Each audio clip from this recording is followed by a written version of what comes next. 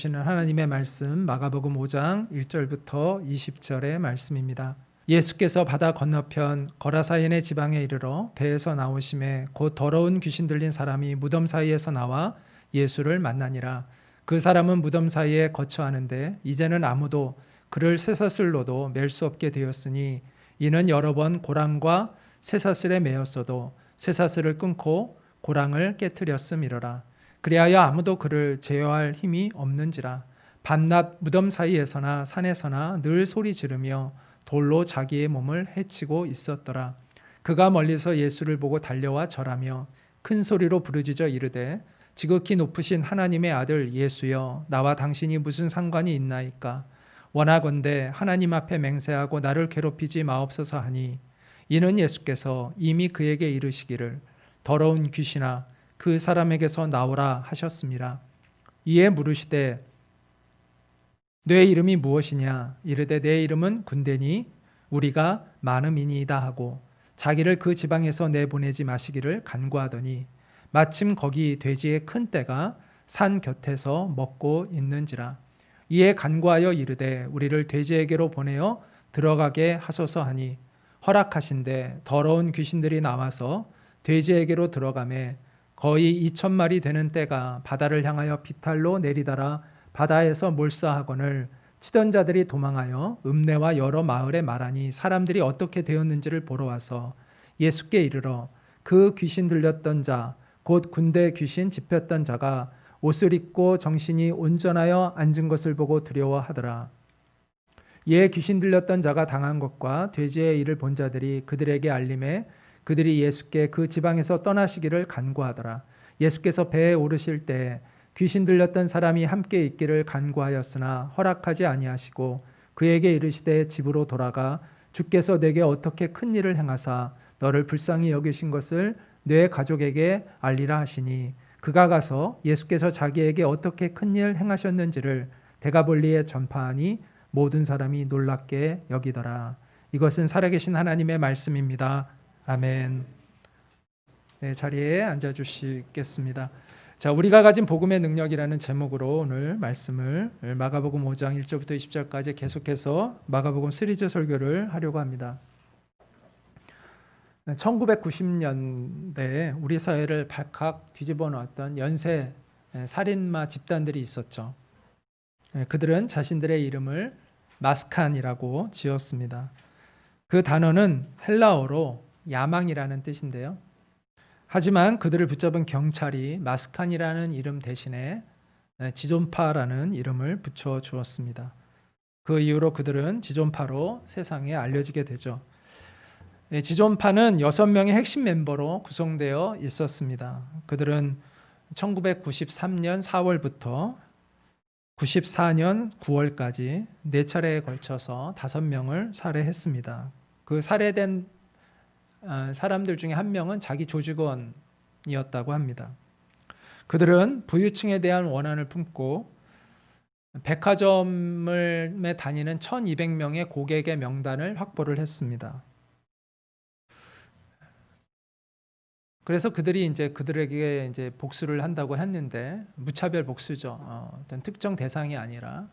그런데 실제로 죽은 사람들은 부유층 사람들이 아니라 대부분 서민이었습니다. 그들은 무고한 사람들을 납치해서 죽이고 그들의 시신을 토막내어 소각을 했습니다. 그들에게 붙잡혔다가 간신히 탈출한 한 여인의 제보에 의해서 그들은 경찰에게 붙잡히게 되었고 1995년 11월 2일 모두 교수형에 처해지게 되었습니다. 그들은 처음에 잡혔을 때 전혀 죄책감을 느끼지 않았습니다. 한 명이라도 더 못 죽인 것이 아쉽다라고 말을 했습니다. 그런 사람들이 누가 어떻게 정말 이렇게 참여하는 사람으로 새 사람으로 변화될 수 있을까? 상상할 수 없는 일이죠. 그런데 놀랍게도 이들에게 복음을 전했던 분을 통해서 계속 교도소에 가서 복음을 전했던 분의 그 복음을 듣고 그들이 변화되어서 나중에는 정말 새로운 사람들이 되었습니다.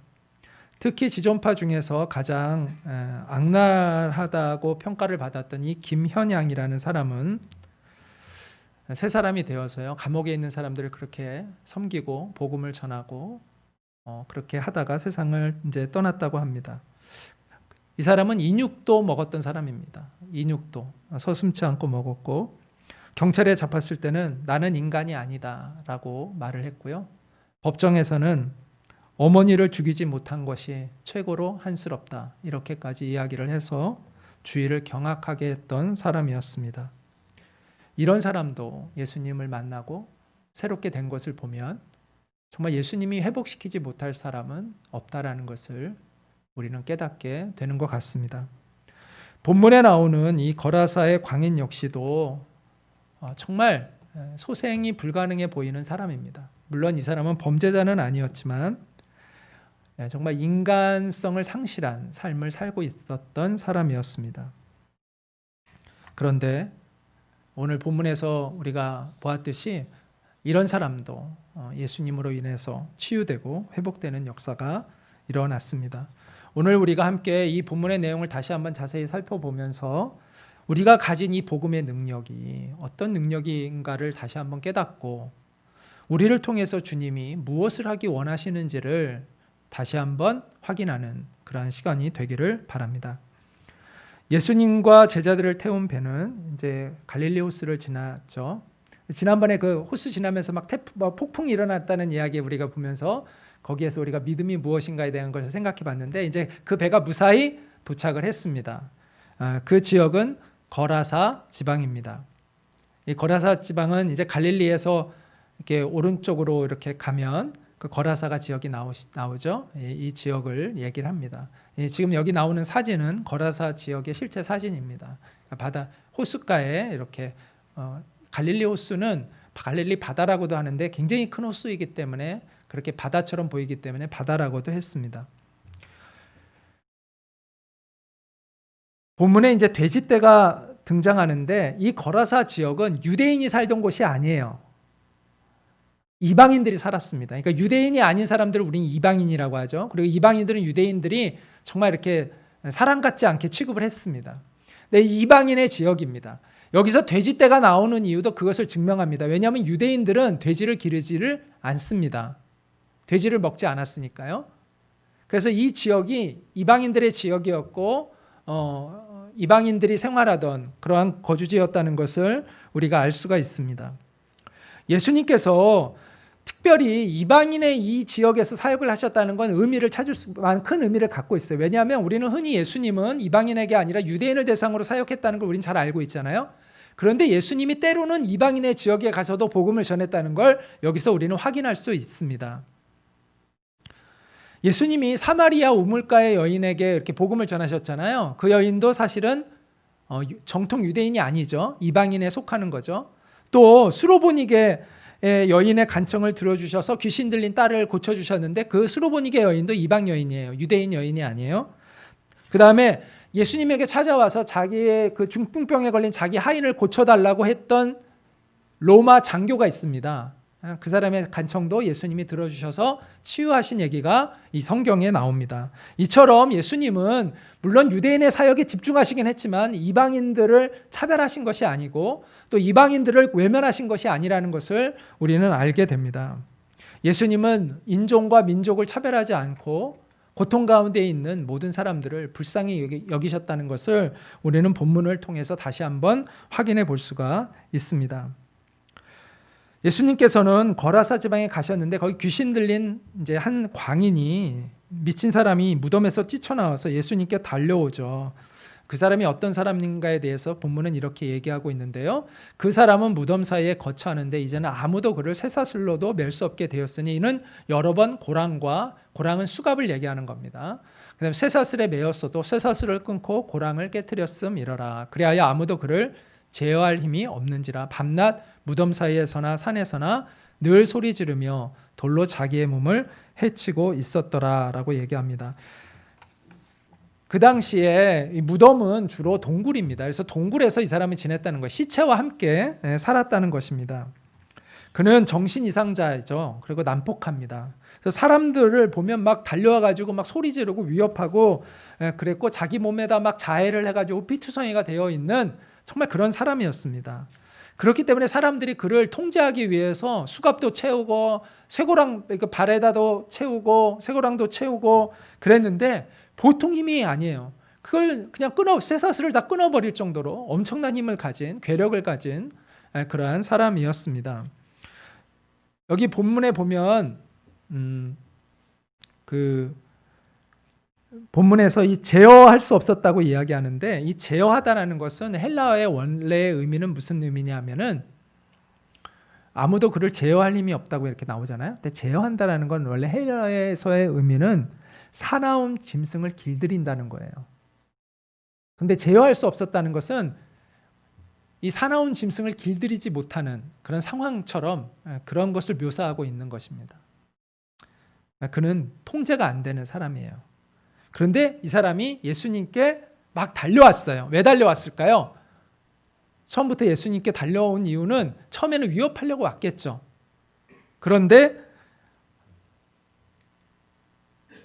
위협을 하려고 왔는데 예수님의 그 권능에 제어가 된 거예요. 그러니까 예수님의 권능에 눌려서 그 예수님을 경배했다는 경외 달려와서 예수님께 절을 했다고 얘기하잖아요. 아까 본문에 보면 여기 안 나오는군요.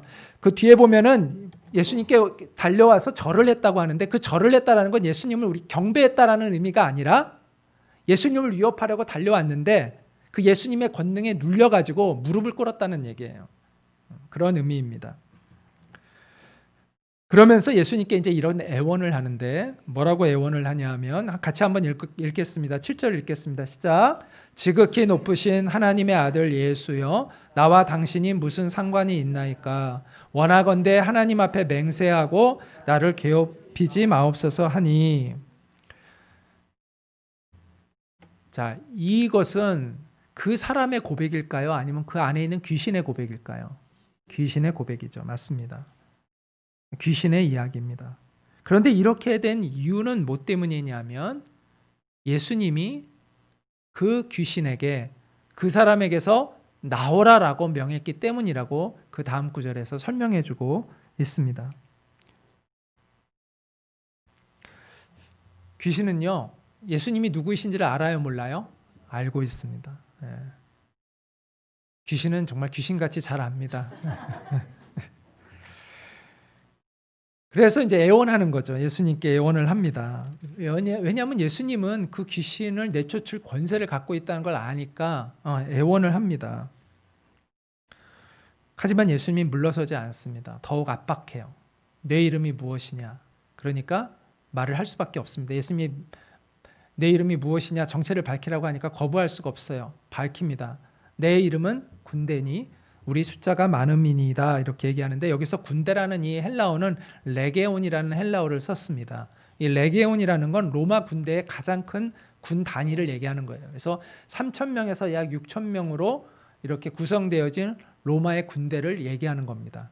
그래서 레기온이라고 했다는 것은 그만큼 많은 엄청난 숫자의 귀신들이 그 사람 안에 있었다라는 것을 이야기를 하고 있습니다. 우리는 여기서 그 사람이 어떻게 해서 쇠고랑도 막 끊을 수 있었는가의 그 힘이 근원이 어디에서 있는가를 이제 알게 되는 것이죠. 그런데 아무리 많은 무리도 예수님의 그 권위 앞에 어떻게 할 수가 없어요. 그래서 그들은 예수님 앞에 쩔쩔매면서 어떻게든 그것을 모면해 보려고 했는데 예수님의 의지가 단호해요. 그 사람에게서 나가라 입니다. 그러니까 이제 귀신들이 확 차선책을 찾습니다. 급하게. 그러면서 그 돼지떼 그 옆에 마침 2,000마리 약 2,000마리 되는 돼지떼들이 있었는데 거기에 가게 해달라고 예수님께 요청을 하죠. 그래서 예수님이 허락하시고 그 돼지떼들에게 갔는데 그 충격적인 일이 일어납니다. 귀신들이 나와서 돼지에게로 들어가는데 그 돼지떼들 2,000마리가 되는 돼지떼들이 비탈로 내리달아 가지고 바다로 들어가서 몰살했다라고 이렇게 이야기를 하고 있습니다. 자, 우리는 여기서 몇 가지 의문이 생기는데 첫 번째 한 가지 의문은 예수님이 왜 귀신들을 완전히 그냥 가두어 두시지 않고 그냥 그렇게 하셨을까라는 의문이 듭니다. 그래서 누가복음 8장 31절에 보면 여기 본문에는 이제 나오지 않지만 본문과 같은 내용을 다루고 있는 누가복음에 보면 귀신들이 예수님께 자신들을 무적행에 보내지 말아달라고 요청하는 내용이 나옵니다. 간청을 합니다. 그러니까 귀신들이 자기를 무적행에 보낼까 봐 겁을 냈다라는 것을 우리가 알 수가 있습니다. 무적행은 한번 들어가면 도저히 빠져나올 수 없는 구렁텅이를 이야기를 합니다. 물론 예수님은 그들을 그 구렁텅이에 넣을 권세를 가지고 있는 분이죠. 요한계시록은 예수님이 언젠가는 그들을 그 무적행에 가둘 것이라고 말씀하고 있어요. 그런데 예수님께서는 이때는 그렇게 하지 않으셨다는 것이죠. 대신 예수님은 귀신들의 활동을 제한시키셨습니다. 그리고 귀신들은 자신이 마음껏 지배했던 사람에게서 떠날 수밖에 없었습니다. 자, 우리가 많은 의문들이 있어요. 하나님에 대해서 여러 가지 의문들이 있으시죠. 근데 그 의문들을 우리가 다 알 수가 없어요.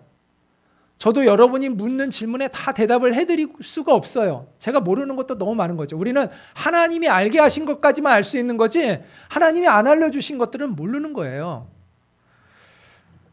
근데 저는 이렇게 좀 말씀드리고 싶어요. 우리가 아직 온전히 이해하지 못하는 것들이 있어요. 그래서 그런 것들은 기다려야 되는 거예요. 때가 돼서 기다려야 이해가 되는 거예요. 중요한 건 뭐냐면 우리가 지금 누릴 수 있는 은혜를 누려야 된다는 거예요. 그러니까 우리가 누리지 못하는 은혜는 기다려야 되는 것이고 이미 우리가 누릴 수 있는 은혜들은 우리가 누릴 수 있어야 된다는 거예요. 사탄의 세력이 아직 멸망하지 않았어요. 왜 그런지 우리는 아직 이해를 못해요. 우리가 다 이해할 수가 없어요. 그러나 예수님이 오늘날 우리에게 이 사탄을 제어할 수 있는 이 사탄의 세력을 대적하고 사탄의 영향력을 제한시키고 사탄의 진을 파쇄할 수 있는 복음의 능력을 우리에게 주셨다는 것이죠. 우리는 그것을 알고 그것을 누릴 수 있어야 된다는 거예요.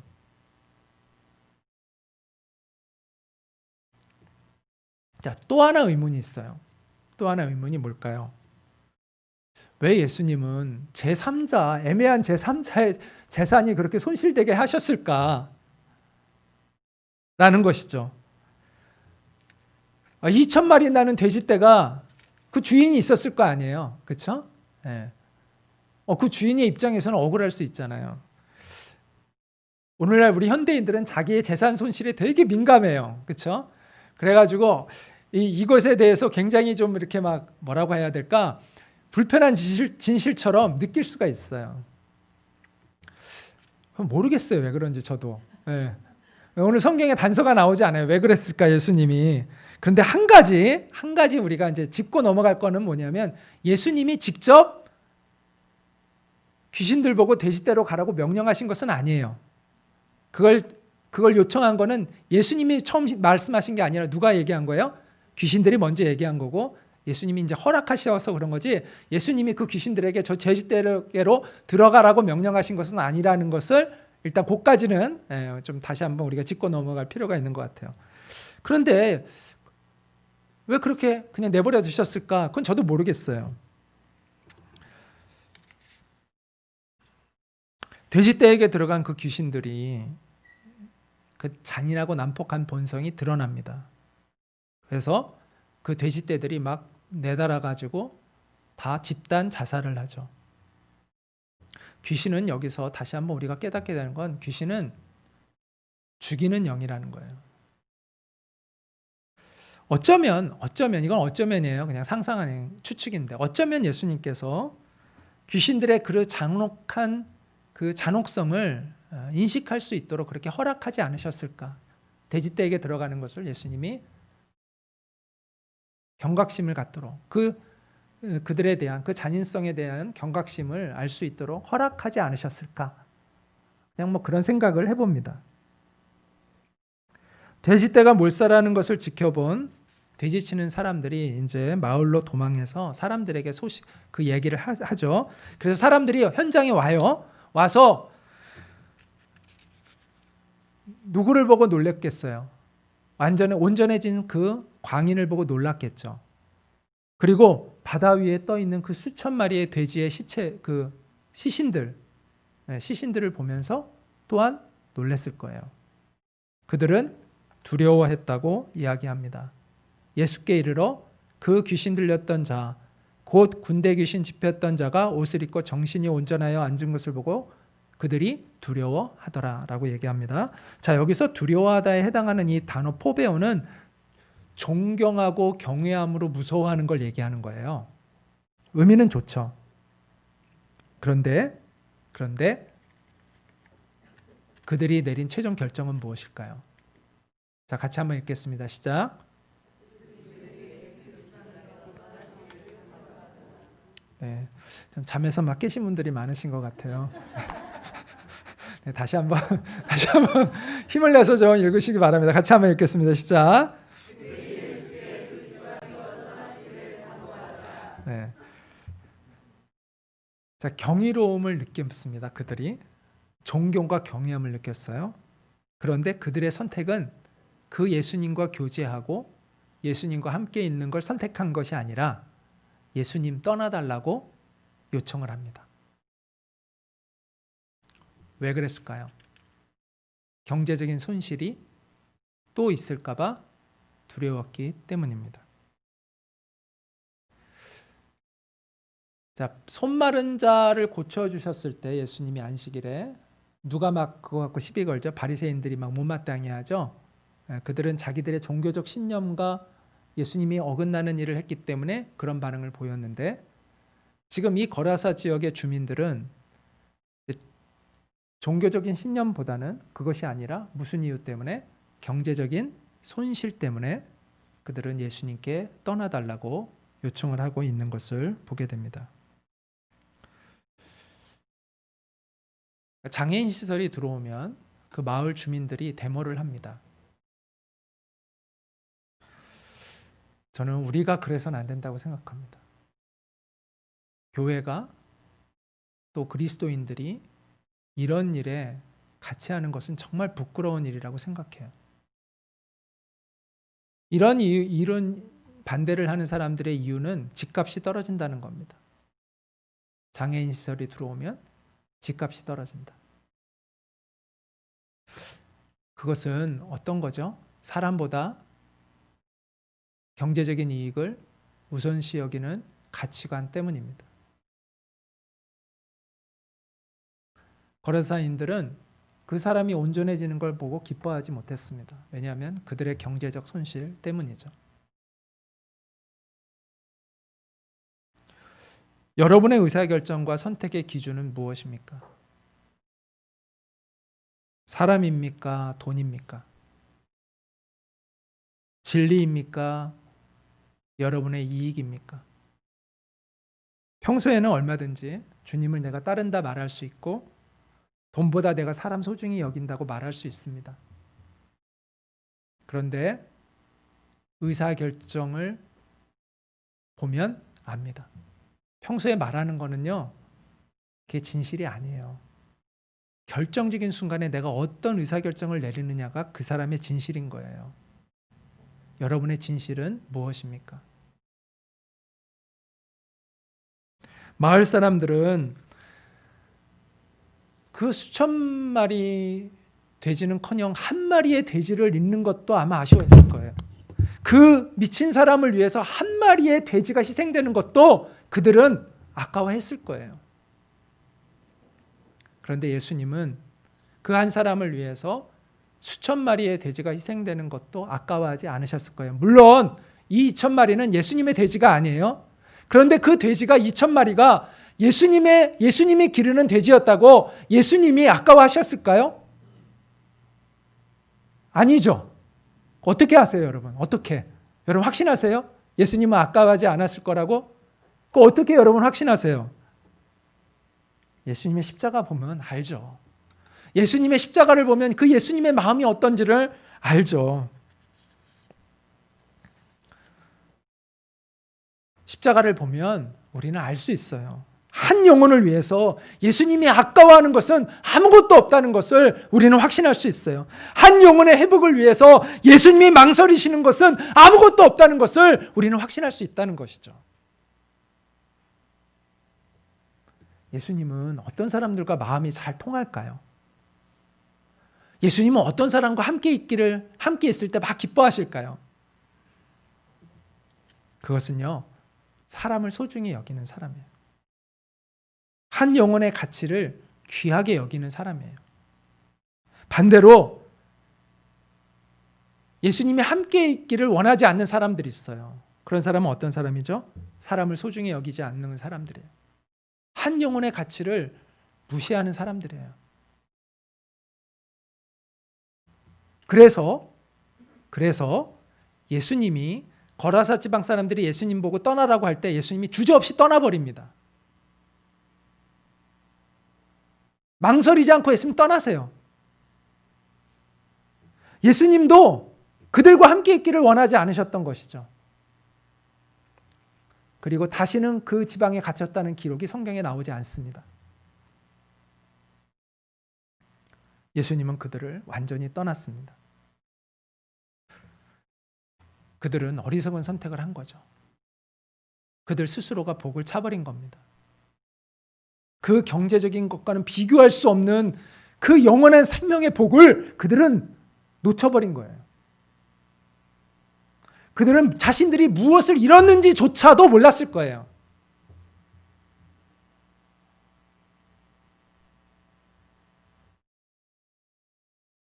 우리도 그럴 수 있다는 거죠.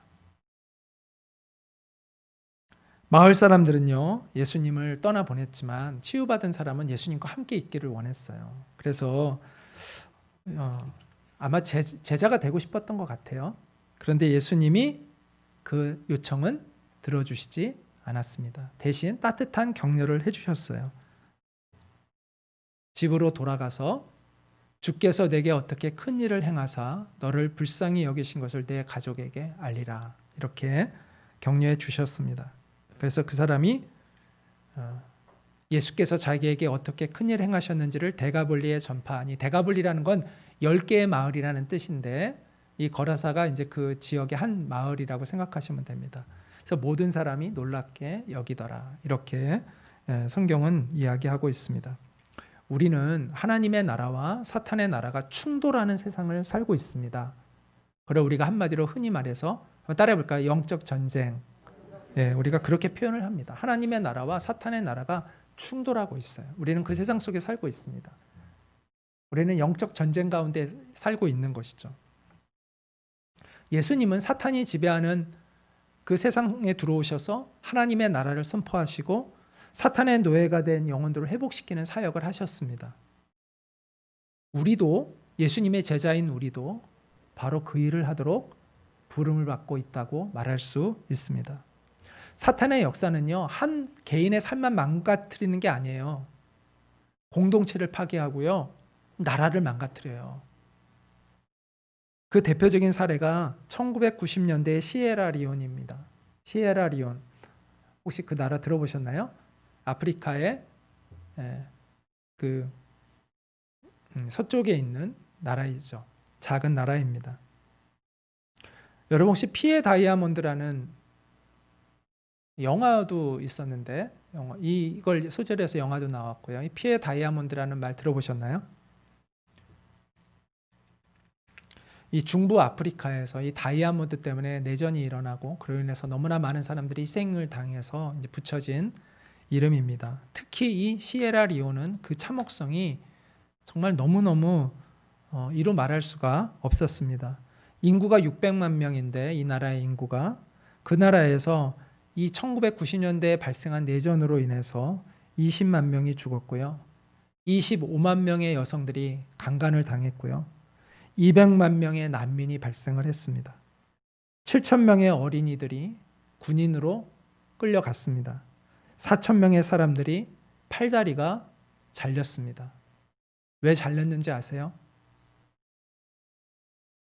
자신들이 독점한 다이아몬드 광산을 넘보지 못하도록 겁을 주기 위해서 그 4천 명의 손발을 잘랐다고 합니다. 그 나라 사람들의 90%는 다이아몬드를 본 적이 없는 사람들이에요. 다이아몬드를 한 번도 본 적이 없는 그 90%의 사람들이 그 다이아몬드 때문에 어마어마한 희생을 당했습니다. 이것을 세상에 알린 단체가 있는데 그게 글로벌 위트니스라는 단체입니다. 이 단체는 NGO인데요. 천연자원 착취나 분쟁, 빈곤, 부패, 인권 침해 이런 문제들을 고발하고 알리는 일을 하고 있는 그러한 단체입니다.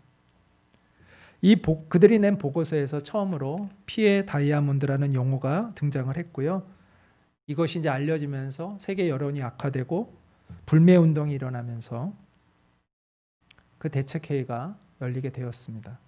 그 결과 그 이후에 이제 시장에서 거래되는 모든 다이아몬드는 반드시 원산지가 기록되어야 되고 수출상이 표시되도록 법을 만들었습니다. 그리고 전쟁 범죄와 관련된 다이아몬드는 매매할 수 없도록 했습니다.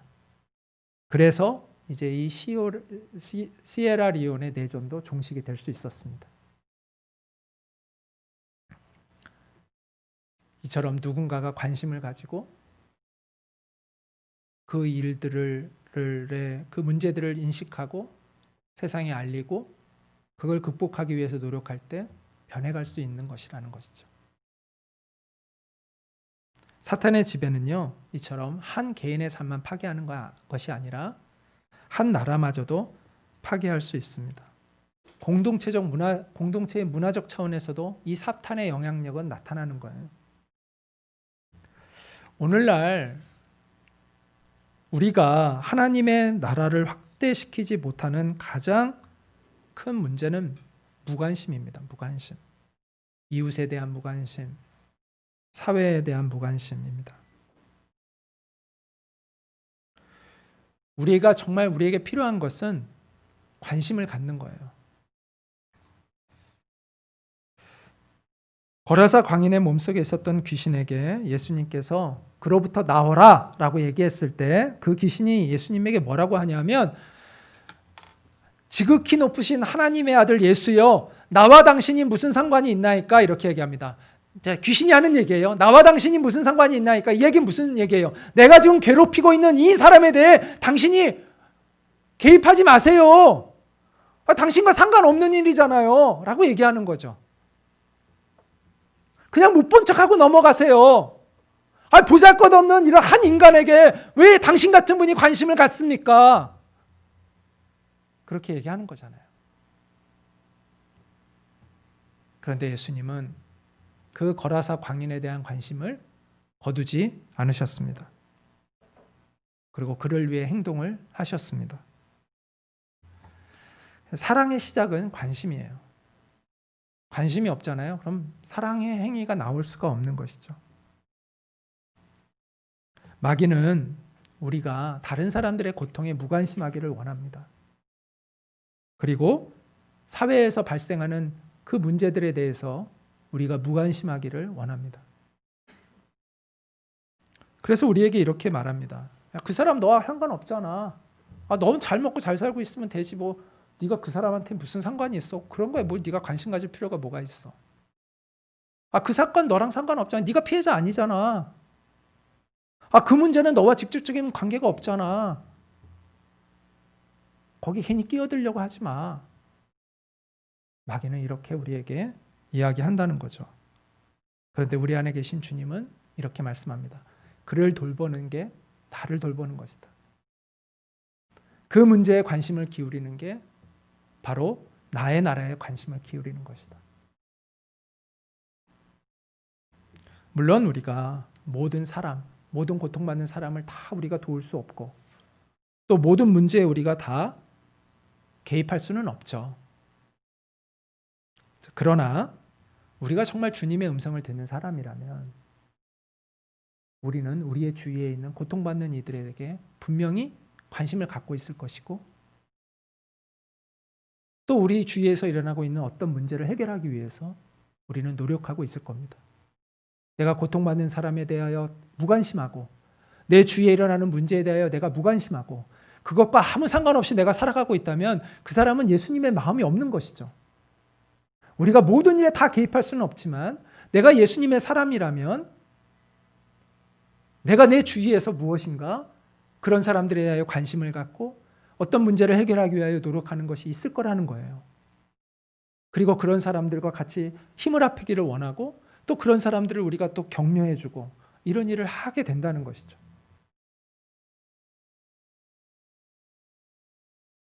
여러분은 그 예수님의 마음을 가지고 있습니까?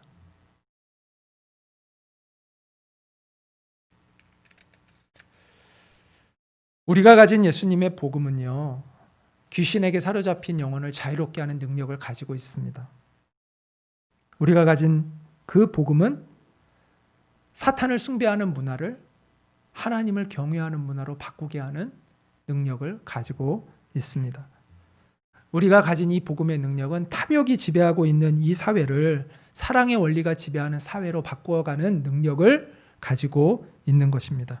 우리가 무관심하지 않다면, 우리가 예수님의 마음을 품고 기도할 수 있다면 우리는 그 복음의 능력을 우리는 보게 될 것입니다. 여러분 이분 아시나요? 윌리엄 윌버퍼스, 너무나 많이 알려진 분이지만 조금 더 자세하게 또 오늘 또 여러분들이 좀 더 알 수 있으면 좋겠습니다. 노예제도를 폐지하는 일에 헌신했던 영국의 정치인이죠.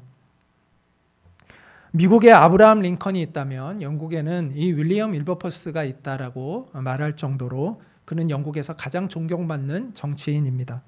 그는 부유한 가정에서 태어나서 엘리트 코스를 거쳤고요. 친화력이 대단히 좋은 사람이었다고 해요.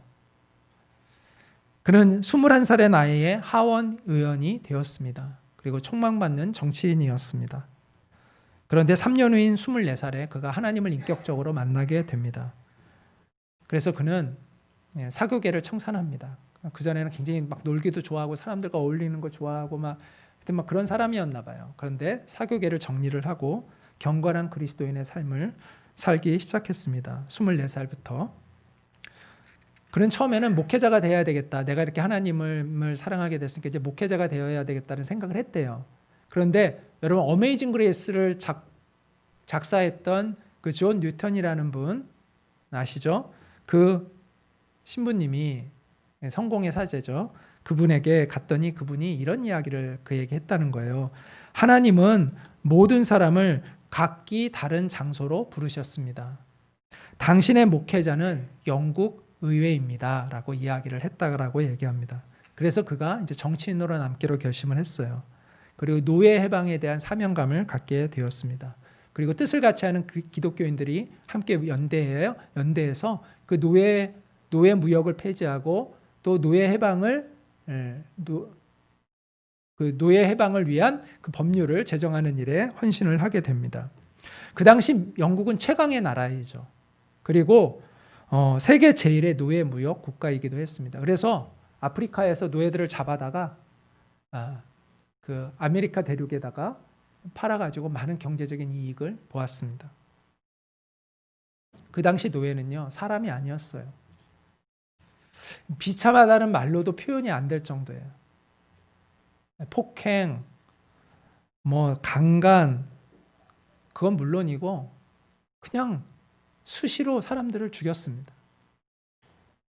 그래서 배가 대서양을 지나서 이제 그 미국에 가는 갈 때 서인도 제도에 미국이나 서인도 제도에 도착할 때쯤 되면 약 20%의 노예들은 죽었습니다. 그래서 노예선이 뜨면요, 상어들이 그 노예선을 따라다녔대요. 하도 시체들이 버려지니까.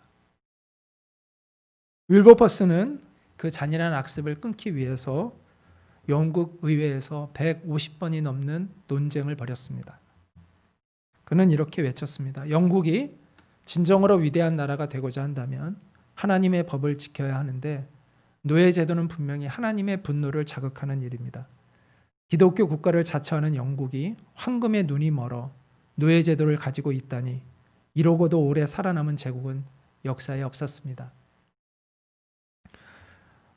윌버퍼스가 이 노예제도를 없애기 위해서 본격적으로 투쟁한 것은 1787년에 노예 무역 폐지 법안을 처음으로 이제 상정하면서부터 시작됐는데 물론 처음에는 부결이 되었습니다. 20년 동안 포기하지 않고 계속해서 법안을 발의했고 결국에 20년 후인 1807년에 하원과 상원 모두에서 이제 노예 무역 폐지 법안이 통과되었습니다. 여기에 윌버퍼스는 만족하지 않았습니다. 그 후로부터 다시 7년 후부터 노예제도, 완전 노예제도를 아예 폐지하는, 이제 그전에는 노예 무역을 폐지했다면 노예제도 자체를 아예 폐지하는 법안을 또 계속해서 발의하기 시작을 했습니다. 그는 건강이 안 좋아졌고 정계를 은퇴했는데도 계속해서 그 동료들과 함께 그 일을 추진을 했어요. 그래서 그가 처음에 뜻을 품고 그 일을 시작한 지 약 45년 만에 노예 해방이라는 목표를 가지고 투쟁한 지 45년 만에 결국 노예제도 완전 폐지 법안이 의회를 통과했다는 소식을 듣게 됩니다. 그는 눈물로 그날 하나님께 감사의 기도를 드렸고요. 그로부터 3일 후에 그는 세상을 떠났습니다. 윌버퍼스는 자신의 성공을 꿈꾸는 한 젊은이였죠. 그렇지만 예수님을 만나고 새로운 가치관을 품고 하늘로부터 받은 소명을 발견하고 그 소명을 이루는 삶을 그는 살았습니다. 여러분이 정말 소중히 여기고 있는 것은 무엇인가요? 여러분이 지금 추구하고 있는 것은 무엇입니까? 앞에서도 언급했지만 거라사 사람들은 사람보다 돈을 더 소중히 여겼습니다. 그래서 예수님께 떠나달라고 요청을 했습니다. 처음에 예수님이 그 마을에 왔을 때 사람들이 그 소문을 듣고 좋아했을까요? 싫어했을까요? 좋아했겠죠. 아, 예수님 오신대. 불치의 병을 고치는 그 소문이 들리는 예수님이 우리한테 오신대. 아마 좋아하고 환영했을 것 같아요. 그러나 막상 그들에게 경제적인 손실이 닥칠 때 그들은 더 이상 예수님을 환영하지 않았습니다. 지금도 많은 사람들이 예수님이 가르치시는 그 진리와 자신이 추구하는 가치관이 다르기 때문에 예수님을 떠납니다. 자신이 추구하고 있는 인생을 예수님이 지지하지 않으니까 예수님을 떠나는 겁니다. 나는 부자가 되고 싶어서 예수님을 따라왔는데 예수님이 내가 부자가 되는 거 별로 관심이 없다는 걸 알고 떠납니다. 나는 세상에서 높아지고 싶어서 예수님을 따랐는데 예수님은 오히려 낮아지는 사람이 되라고 하니까 예수님을 떠나는 사람들이 많습니다. 다시 묻습니다. 여러분은 왜 예수님을 따르고자 하는 것입니까? 성공입니까? 진리입니까? 여러분이 예수님을 따르는 이유는 성공을 위해서입니까? 아니면 진리를 정말 알고 싶어서입니까? 여러분에게 예수님은 어떤 분이신가요? 정말 주님이신가요? 여러분은 무엇을 소중히 여기며 살고 있습니까? 사람을 소중히 여기며 삽니까? 아니면 돈을 더 소중히 여기며 살고 있습니까? 이에 대해서 여러분이 대답하시기 바랍니다. 하나님의 관심은 우리의 성공에 있지 않아요. 어떤 영향력을 줄 수 있을 것인가? 예수님이 여러분의 진정한 주님이 되시고 예수님이 소중히 여기는 것을 여러분도 소중하게 여기게 되기를 바랍니다. 그래서 예수님의 역사에 동참하는 여러분이 되시기를 바랍니다. 영혼을 소중히 여기는 우리의 이 가치를, 여러분의 그 사업의 가치를 정말 실현해가는 여러분이 되셔야 된다는 것이죠. 사람을 이용하려고 하시면 안 돼요. 말은 그렇게 해놓고 실제로는 사람을 이용하는 사람이 되시면 안 돼요. 정말 영혼을 소중히 여기는 그 성경적 가치관을 실현하는, 원칙을 지키는 사람이 되셔야 되는 거예요. 그것 때문에 내가 좀 손해가 온다 하더라도 그걸 감수하려는 마음을 있어야 돼요. 편한 길을 가려고 하시면 안 돼요. 구습을 따라가면 안 돼요. 원칙을 지키셔야 돼요. 그래야 여러분이 나중에 하나님의 은혜로 어떤 위치에 갔을 때 그것이 사람들에게 좋은 영향력을 미칠 수가 있게 되고, 그것이 여러분이 보는 여러분의 그 모습을 보고 많은 사람들이 그 길로 가게 될 수 있는 것이죠.